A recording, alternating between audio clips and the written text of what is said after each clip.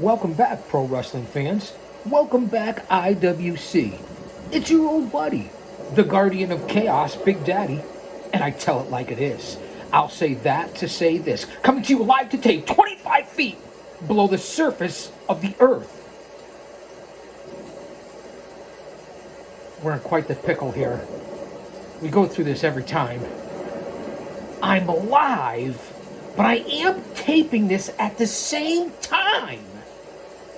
Yeah, well, fuck it. You guys understand. You guys get the picture. Welcome back to Chaos Corner on Guardian of Chaos, the YouTube channel for today, this date in pro wrestling history for January 16th.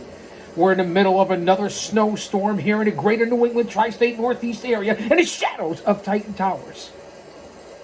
So I want you to kick back, relax, grab some tea, grab a cup of coffee, grab an omelet, a bagel, and watch the GOC as we go through another day in pro wrestling history. One man, unique, unedited, unscripted, raw dog for you, the fans. No paywalls, no Patreon, no Super Chats, no Venmo, no PayPal, no Zelle, none of that bullshit. It's just you and me. And just know that I know, and you know that I know, that you're watching. I get all the analytics, so I know when you're here. It makes sense, doesn't it? In order to get respect, you have to start with respecting yourself. Once you do that, you open other people's minds to respecting you. Because there's three types of people in this world. Those who don't know what happened, those who wonder what happened, and people like the Guardian of Chaos that make things happen. I'm going to jump off all the other social media platforms, X, aka Twitter, Instagram, Facebook, Gitter, Gab, Truth Social, Rumble, and come back to Guardian of Chaos on the YouTube channel. Hit that like button, subscribe, and share this out. All right, fans, we're back here on Guardian of Chaos, the YouTube channel. I want to get the greetings and salutations out of the way. First and most importantly, shout out to our Lord and Savior, Jesus Christ, because without him, none of this would be possible. Because Jesus Christ is coming back soon. Don't be caught dead without him, and that's the truth here in 2024. All you have to do is look around, see what's going on in the political sphere, what's going on with wars all over this world, including the United States of America being invaded illegally, the economy, DEI, all the bullshit going on with CRT. Is anybody really just going to get along? And when we can judge people by the content of their character instead of the color of their skin or where they came from or what they look like or what gender they are? What's going on with all you fucking people out there? Geeks and goons and dweebs and nerds and neckbeards and mouth breathers and virgins. No offense, man. Kayfabe. It's a work, but there's truth to it. Because you know I tell it like it is. And that's part of my platform here, and that's why you come into my house. I make it relatable. My over 50 years as a fan, a historian, a scout, a researcher, an agent, a producer, a sweeper of floors, putting up the rings. A mark! That's right, I said it, a mark! And I'm damn proud of it. And my over 3 decades of being in this business, and if you go all the way back from when I first stepped into a wrestling ring for my training, however brief it was, 2024 is 40 years of my journey into the world of pro wrestling. Put that in your pipe and smoke it. Let that sink in. Let that marinate. It's all about respect and reality and honor and tradition.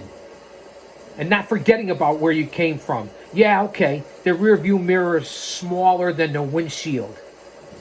But you can't get to where you are or where you want to go without recognizing the carpenters and those who paved the way before you. Look back, respect it, take a look at it. Don't be stuck in the past. That's not what I'm saying. I'm not a bitter old man. I'm happy, man. Positive vibes only. I'm blessed and fortunate and grateful. But then, after looking in that rearview mirror, you go to the big, wide open windshield and punch the gas, and it's full speed ahead. Because if he's for us, nobody else can be against us, even in the insanity of this world in 2024. So let me get off that soapbox. My opening monologue is about 5 minutes here, and let's get into brass tacks. Because once again, this is an episodic YouTube channel for Chaos Corner here on the network, the YouTube channel. Go to my community page, and you'll be updated there quite often. Again, over on X, aka Twitter, in real time at Big Daddy GOC, and the GOC stands for the Guardian of Chaos. On Instagram, it's the Guardian of Chaos. On Facebook, there's 2 accounts. That's right, there's 2. Jabroni, for all you jabronis out there, you know who you are. And Prodigio Fidelis El Guardian, in honor of my heritage. So follow me on those social media platforms, if you will, and all the other ones I mentioned, from Rumble to Gab and so on and so forth. But we're growing the channel here. Right on 500,000 views and 1,000 subscribers. Leave a tip. Buy me a cup of coffee. Say thank you. It's here on the page. Over 2,500 videos of every star and legend and hero and young lion and rookie and veteran that I've ever worked with in this business. My live-to-tape watch-alongs. My book reviews. My historical look back on history and pro wrestling.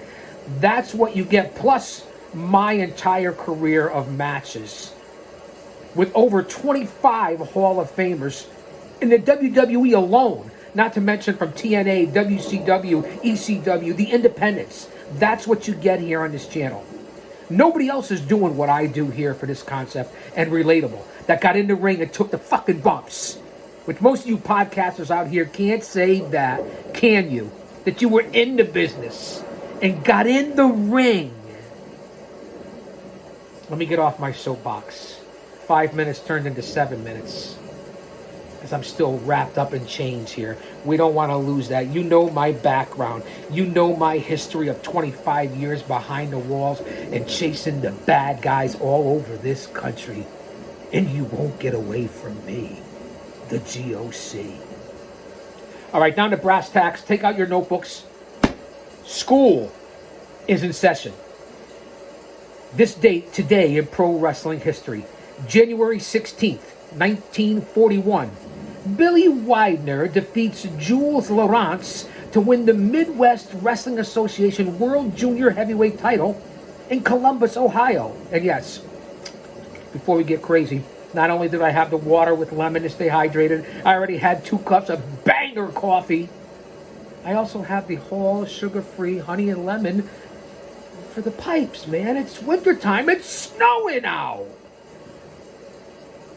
Back into the time machine here at Chaos Corner. January 16th, 1963.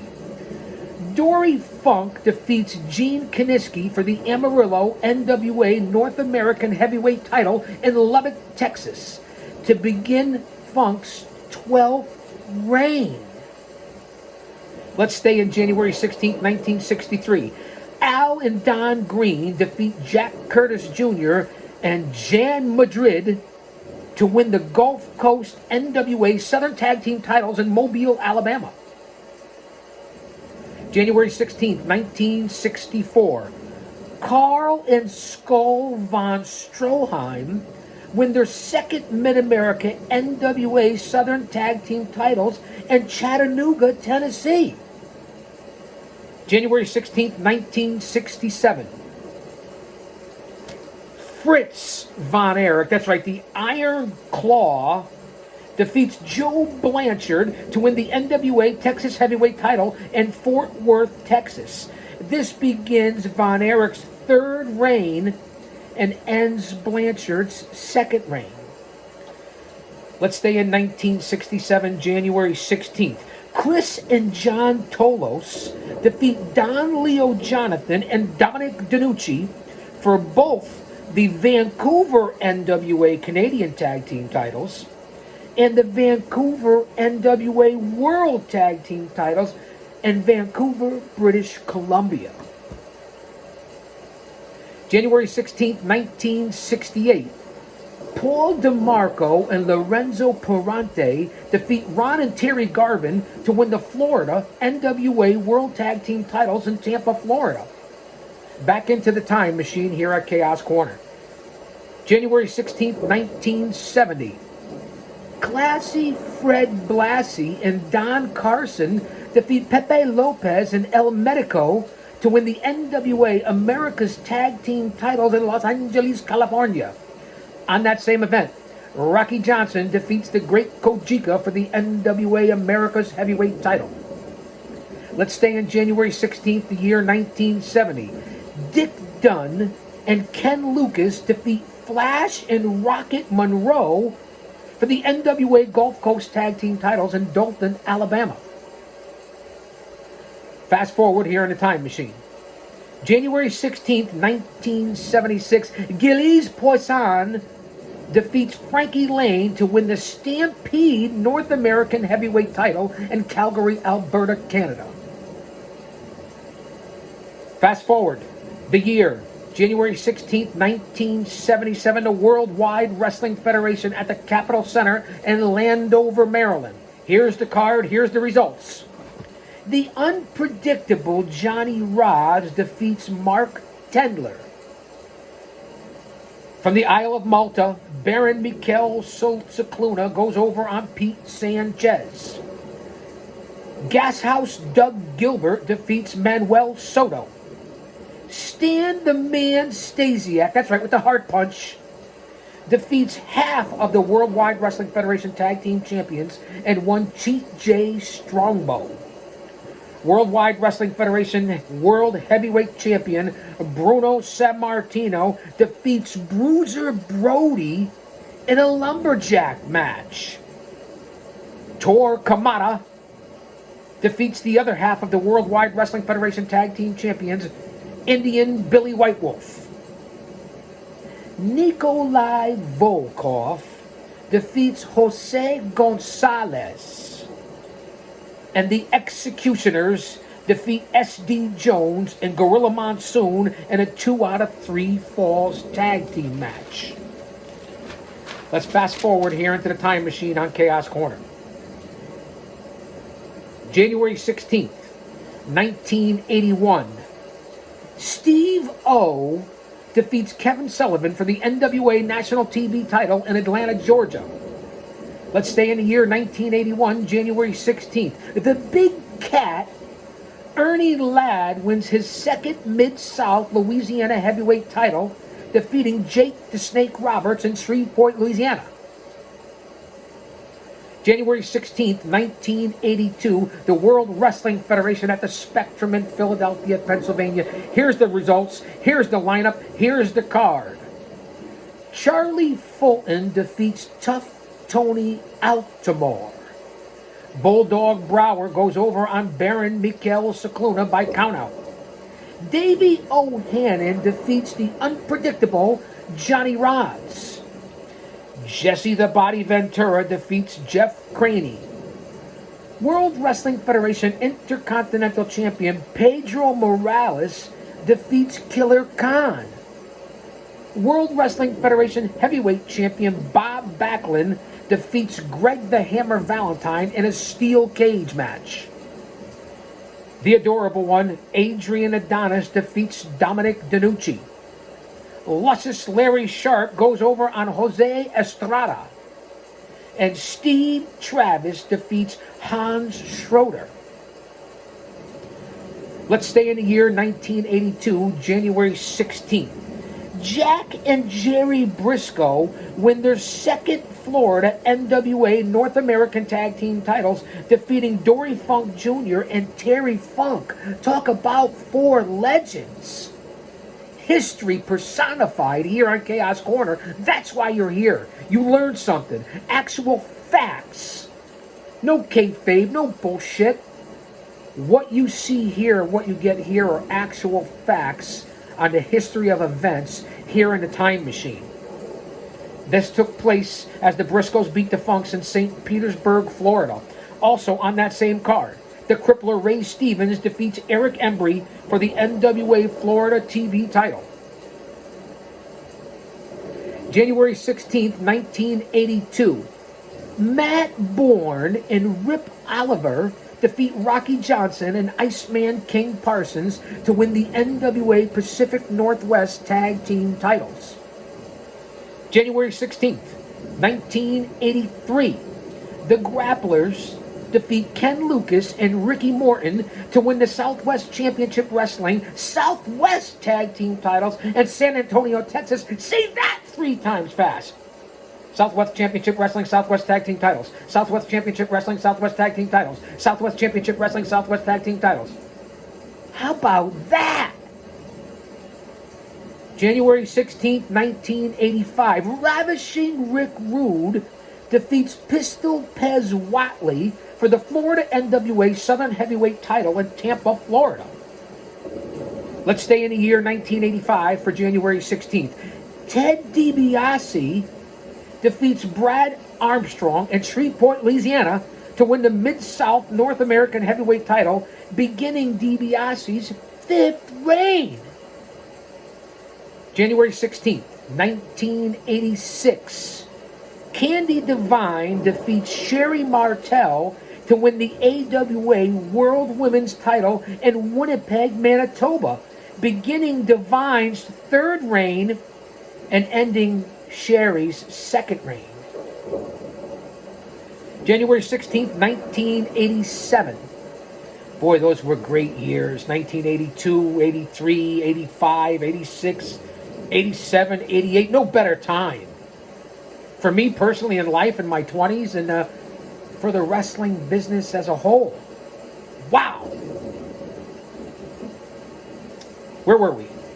My mind's like a lazy Susan. It'll come back around. Nostalgia just ain't what it used to be. January 16th, 1987. Kevin Sullivan wins his 3rd Florida NWA Southern Heavyweight title, ending the Total Package Lex Luger's 3rd reign in Daytona, Florida. January 16th, 1988.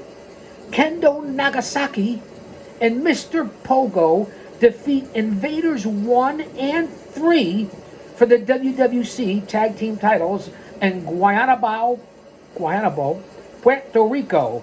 No me jodas, maricón, muévete como pendejo, maricón. De nada, it was a joke, man. Kayfabe. I'm only kidding. Lighten up. Beginning the 2nd reign of Nagasaki and Mr. Pogo and ending the Invaders' 3rd reign for the World Wrestling Council Puerto Rican Tag Team Championships. Stand by. Don't go anywhere. Only 17 minutes in. Can I hydrate, man? Can I stay hydrated? Yes, I have the water filter straw here.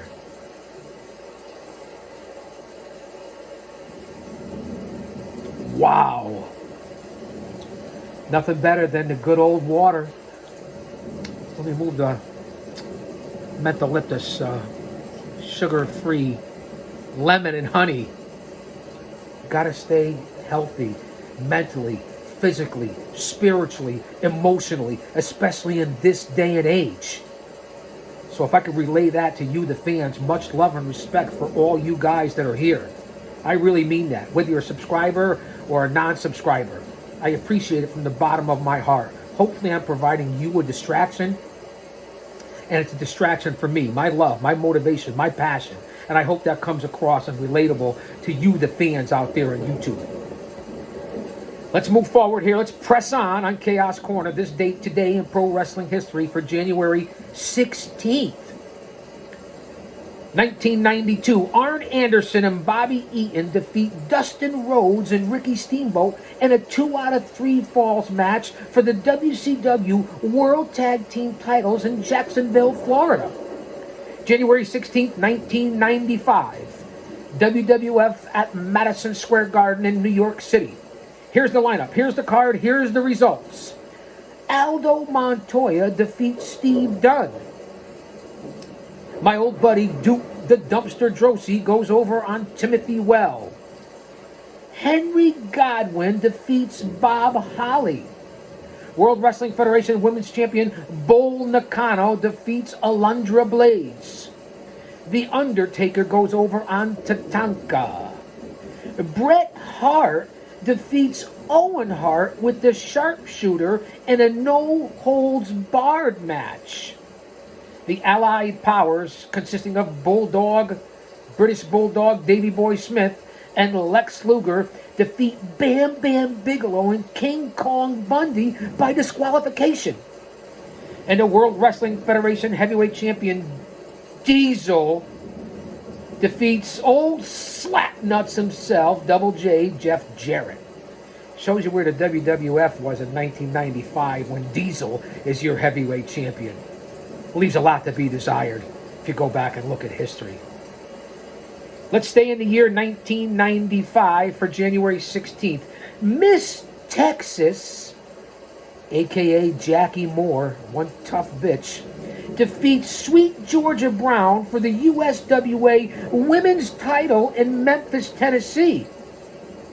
This ended Sweet Georgia Brown's third reign and began Miss Texas Jackie Moore's 9th reign. Let that sink in. We move on here in the time machine. January 16th. WCW holds its 4th annual and final sold-out pay-per-view in Cincinnati, Ohio. Here's the results. Billy Kidman defeats Dean Malenko in a catch-as-catch-can matchup. Vampiro defeats David Flair with Daphne and Crowbar in a 3-way match when Vampiro pinned Flair. Big Vito and Johnny the Bull with Disco Inferno in their corner defeat the Harris brothers, Ron and Don, when Vito pinned Ron Harris. Oklahoma pinned WCW Cruiserweight Champion Medusa with a roll-up to win the title. Yeah, a little intergender. Oklahoma, I believe, was that Crumb, Ed Ferrara. I'm not sure. Go back and check out your history. That's what you get here on Chaos Corner. WCW was falling on hard times at this point, that's for sure. The WCW Hardcore Champion, Brian Knobbs, defeats Fit Finlay, Ming, and Norman Smiley in a fatal 4-way match when Knobbs pinned Smiley. Billy Kidman pinned Perry Saturn in a bunkhouse match. Booker T with Midnight defeats his brother Stevie Ray by disqualification when Big T made his debut and attacked Booker T, which brings us to current 2023 and 2024 controversy. Big T was none other than Anthony Norris, who went on to be in the WWE, Ahmed Johnson. Now, you guys know the heat right now between Booker T and Ahmed Johnson. You see how far back it goes as well. Tank Abbott, the UFC MMA tough guy, defeats Jerry Flynn by knockout. Buff, and he's the stuff, Bagwell defeats Diamond Dallas Page, bang, in a last man standing match. The Wall, with Shane Douglas, pinned Billy Kidman in a steel cage match. Kevin Nash pinned Terry Funk in a hardcore match. Chris Benoit defeats Sid Vicious by submission to win the vacant WCW heavyweight title. Arn Anderson was the guest referee in that bout. Wow. We move forward here in the time machine. January 16th, the year 2000, the turn of the century. Jose Rivera Jr. wins his second WWC Puerto Rican heavyweight title by defeating Harley Lewis and Carolina, Puerto Rico. No me jodas, maricón, muévete, culo pendejo. What? What I say? What? It's a work, man. Lighten up. To all my Spanish-speaking friends out there. You guys know I speak like 5 languages, right? That's why you're here. Let's stay in the year 2000, the turn of the century, as I wrap myself up with the metal and steel chains. January 16th, as I said, 2000. 3 NWA New England titles change hands in Wethersfield, Connecticut. Jeff Mangles wins the NWA Junior Heavyweight title over Jason Rage, a.k.a. Jason Rumble, beginning Mangles' second reign as the NWA Junior Heavyweight Champion. Vince Vicalo in an intergender match. That's right, even the bullshit was going on back then in the late 90s into the early 2000s. And you know how I feel about intergender. You want to train with the guys and the gals, that's fine. You want to have a mixed tag team matches and this, but I'm against domestic violence, scripted or not, entertainment or not, choreographed, whatever you guys want to fucking call it. I don't call it that. Men against women, women against men, and all this trans and all the bullshit that's going on today. Live and let live. I get it, and I have no problem with any of it, as long as you don't force it on me. But if you have the right to your opinion, I have the fucking right to my opinion as well. And if you don't like it, change the channel. Vince Vicalo in an intergender match defeats Amanda Storm for the NWA New England Women's title. And if you remember on this date today in pro wrestling history, that's up here on the channel, I believe I did on January 12th, we talked about the milestone of Tessa Blanchard becoming the first woman to win a male title in a major promotion over Sami Callihan in Impact Wrestling just a few short years ago, I believe in 2020. Again, doesn't work for me. Biologically, it doesn't work for me. Storyline, it doesn't work for me. I'm just giving you the good, the bad, and the ugly from my viewpoints. Also on that same card for the NWA New England, Curtis Slam Dog defeats Knuckles Nelson to win the NWA New England heavyweight title, beginning Slam Dog's second reign.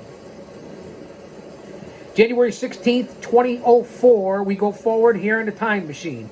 Jerry Lynn defeats Danny Daniels for the IWA Mid-South heavyweight title in Olytic, Indiana, if I pronounced that right. We stay in the year 2004 for January 16th, 2004, if you will. Harry Smith defeats Kamaj to win the Stampede North American heavyweight title in Calgary, Alberta, Canada. Let's stay in the year 2004, January 16th. John Walters, Hurricane John Walters, defeats Billy Kryptonite for the Chaotic Wrestling heavyweight title in Methuen, Massachusetts, beginning the Hurricane's second reign. January 16th, 2005, La Resistance, Rob Conway Jr. and Sylvain Grenier defeat William Regal and Jonathan Coachman, of all people, substituting for Eugene, a.k.a. Nick Dinsmore, to win the third WWE Tag Team titles. That's right, Conway and Grenier, La Resistance, held the WWE Tag Team titles 3 times. Jonathan Coachman, really? We move forward here on Chaos Corner in the time machine.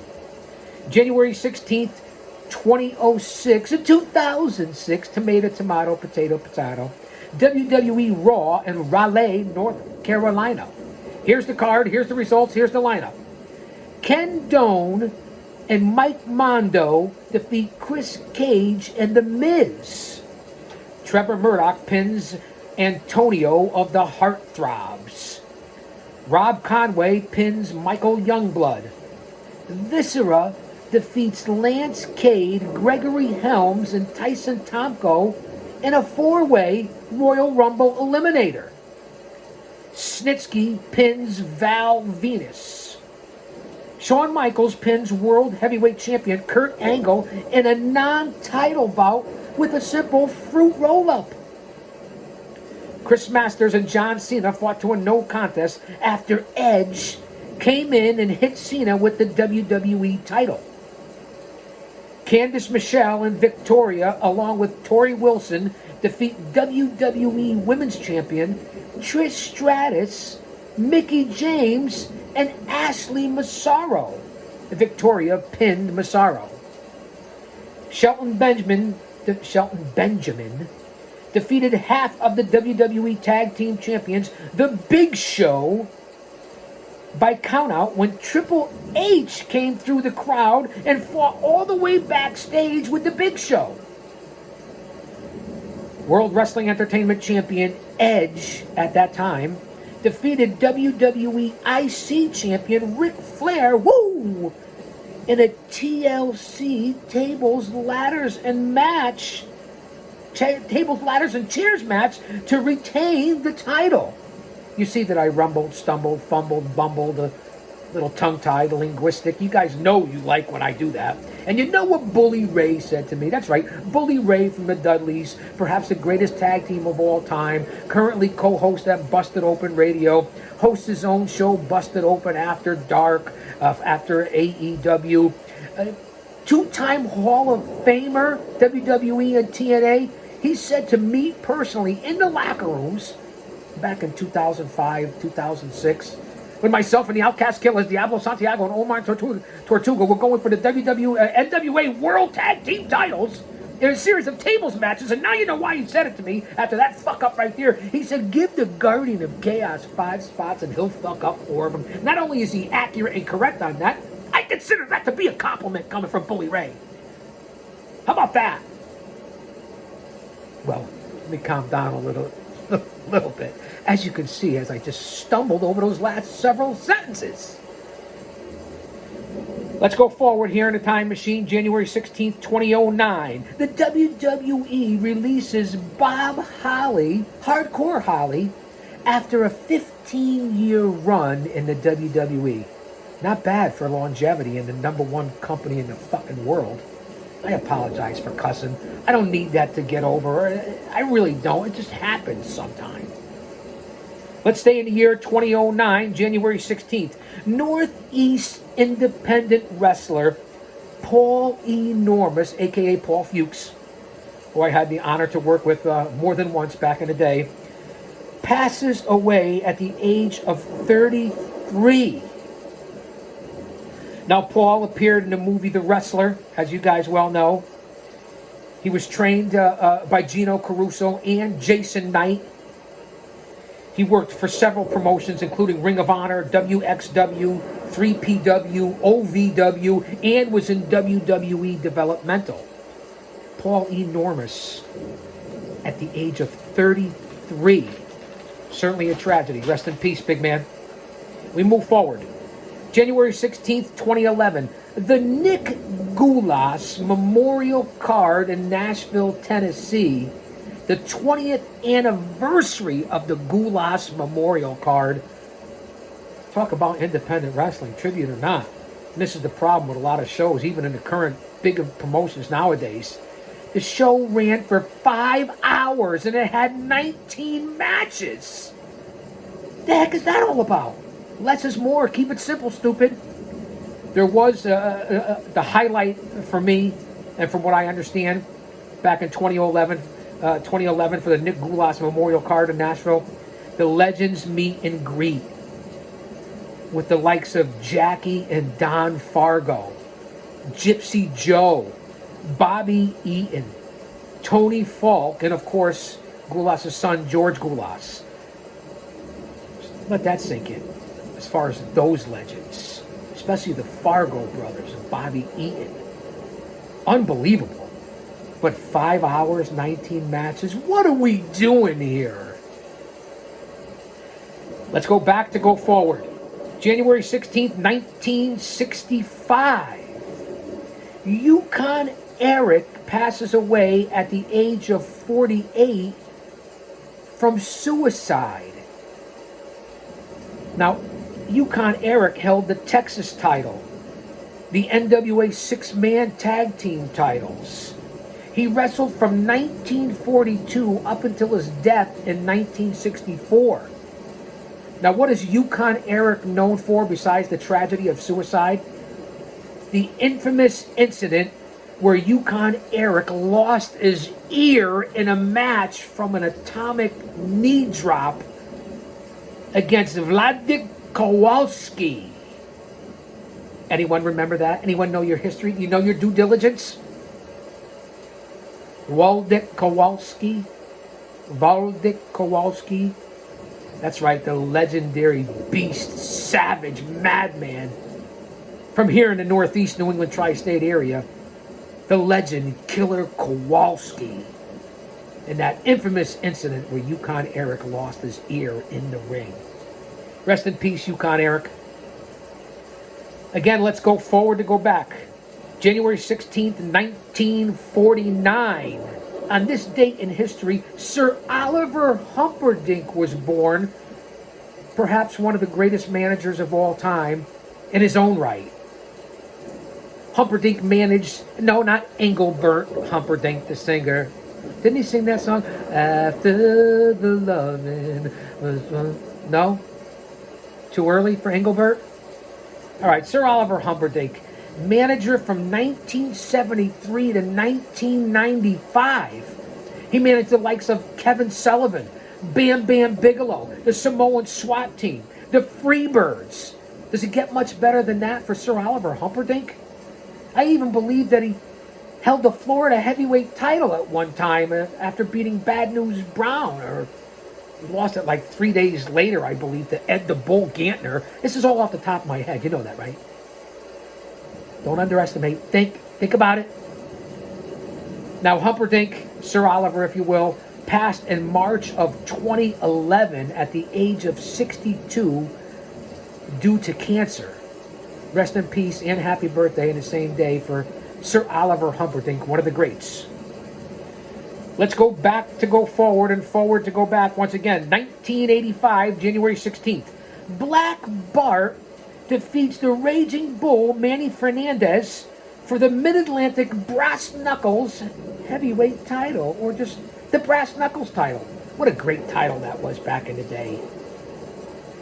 Let's go forward to go back and back to go forward. Once again, January 16th, 2018.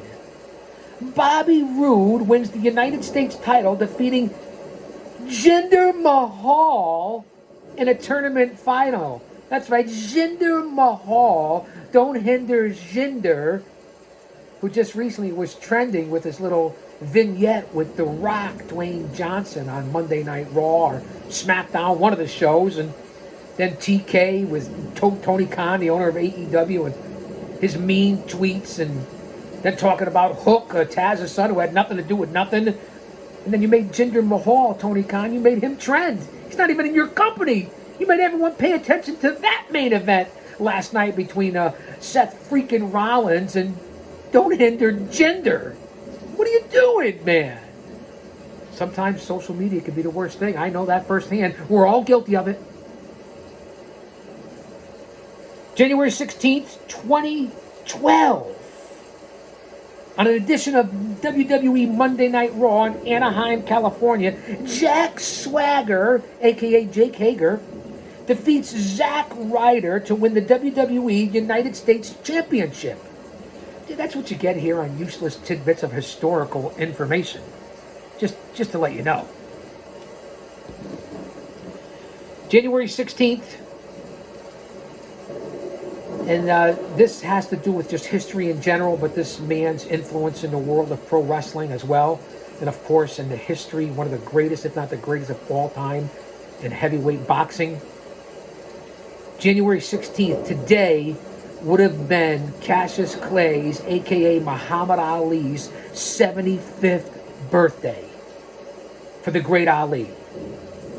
Now, just a couple of career highlights that I remember, that I witnessed, that I also researched.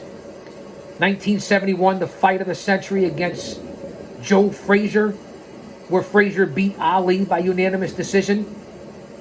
1973, where Muhammad Ali lost to Ken Norton, where Norton broke Ali's jaw. Don't forget, very next year in 1974, Ali came back in the rematch and beat Ken Norton. And who could forget the Rumble in the Jungle from Zaire, Africa, when Ali knocked out Big George Foreman in the 8th round for the heavyweight title of the world. Of course, 1975, the very next year, the Thriller in Manila, the third fight in the trilogy between Ali and Frazier, where Ali won in 12 rounds when Frazier couldn't answer the bell.